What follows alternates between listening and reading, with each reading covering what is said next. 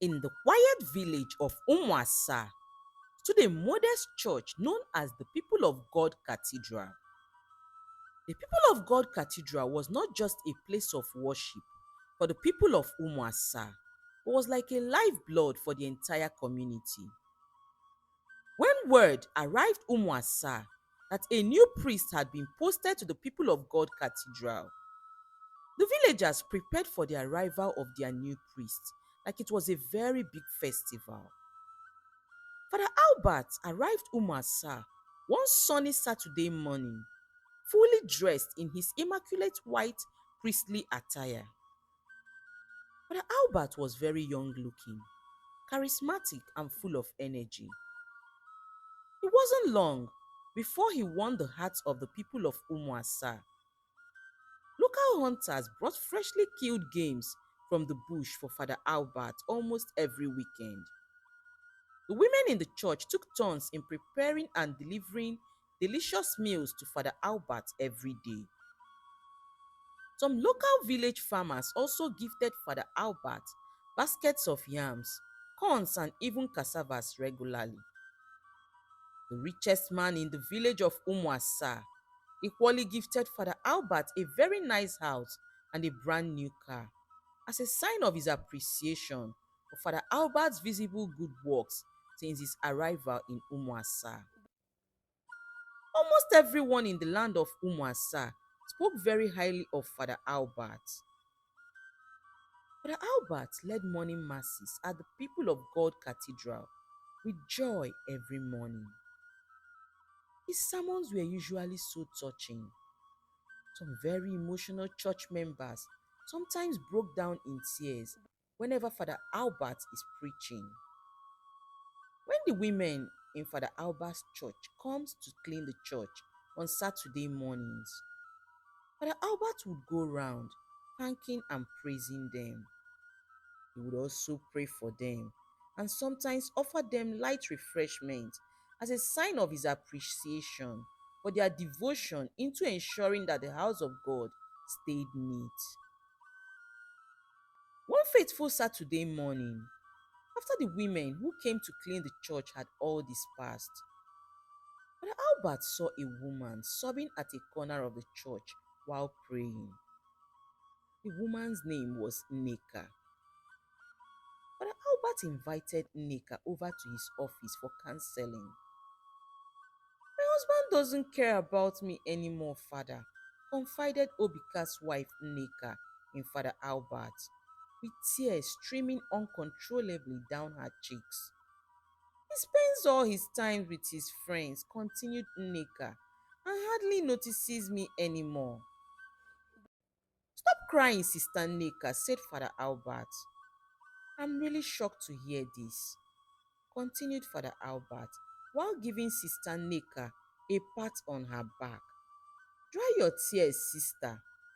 Your husband, Obika, is the one who has a fault for being so blind that he doesn't know that a damsel like you ought to be properly loved and cherished. Have you taken a good look at how beautiful you are? You are a rare gem. Neka, who hasn't heard such positive words from her husband in years, was greatly touched by Father Albert's words. She quickly went over to where he was seated and gave him a warm hug, thanking him. Father Albert, without any protest at all, hugged Nneka back and even gave her a slight pat on her buttocks.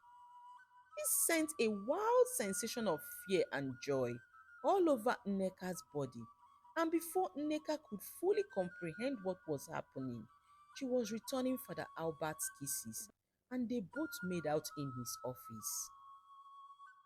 It didn't take long before Father Albert became even more comfortable with exploring what he did with Nneka with other women in the church who came to him for counseling, and almost all of them were falling for him as he was quite a charmer. Father Albert was very strategic with how he captures the heart of these women in his church.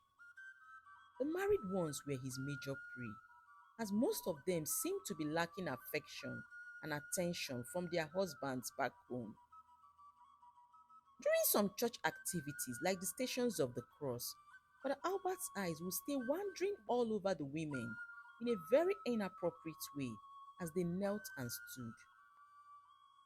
During midweek deliverance sessions in the church, women seeking spiritual healings often found themselves being subjected to inappropriate touches masked under prayers by Father Albert.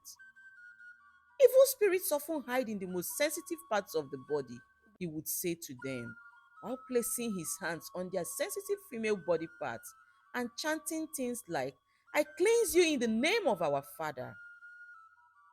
Some women who found what Father Albert was doing a bit odd and wished to object weren't always bold enough to do so, as they were so timid and very terrified of speaking ill of a man that was chosen by God. Not long after, the women who were enjoying what they were having with Father Albert started fighting amongst themselves for Father Albert's attention and for the position of the main chick. They would wear their finest clothes on Sundays, sit in the front seat in church, and sing louder than the church musical instruments during praise and worship time. They would linger their eyes all over Father Albert when he's delivering sermons and take up almost all church duties just to be able to spend more time around Father Albert. Unknown to most of these women, Father Albert was not only using their weaknesses for his pleasure, he was also secretly exploiting their husbands. Father Albert would approach some of their husbands under the disguise of church projects and urge them to donate generously. Most of the men, unaware of his secret betrayals, would hand over their hard earned money to him in hopes that they were supporting the Church of God.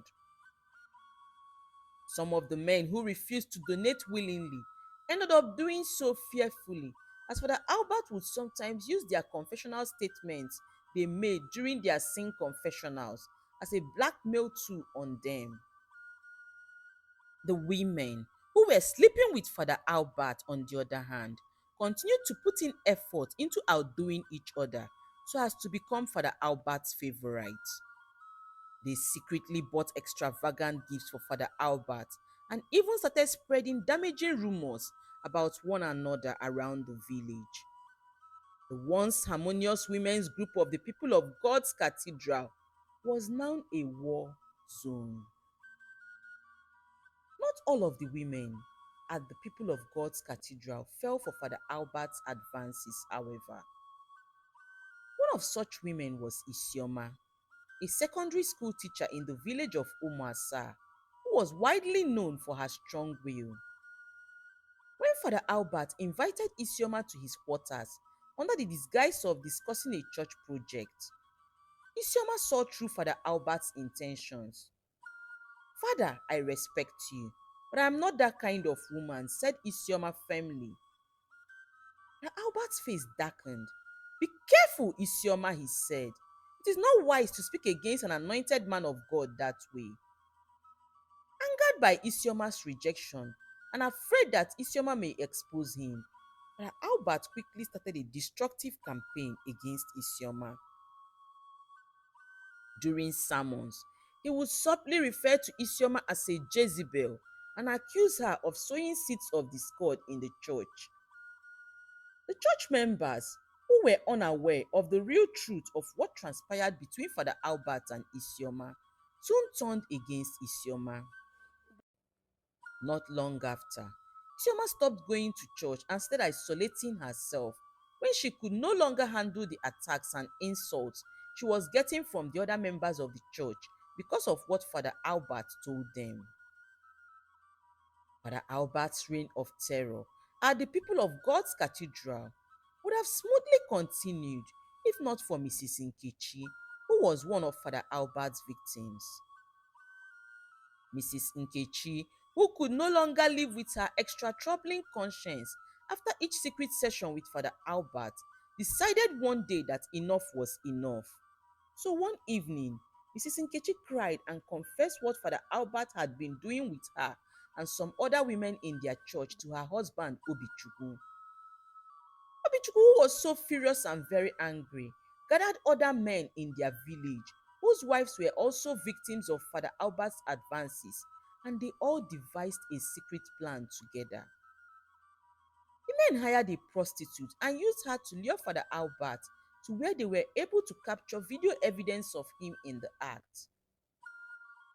"You have defiled our women, stolen our money, and greatly shamed the house of God," said Obichukwu, Mrs. Nkechi's husband, to Father Albert while he was delivering sermon in church the following Sunday.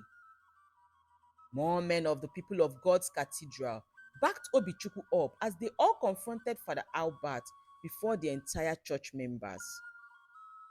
The church became chaotic immediately as the men went round showing everyone the evidence of what Father Albert had been doing.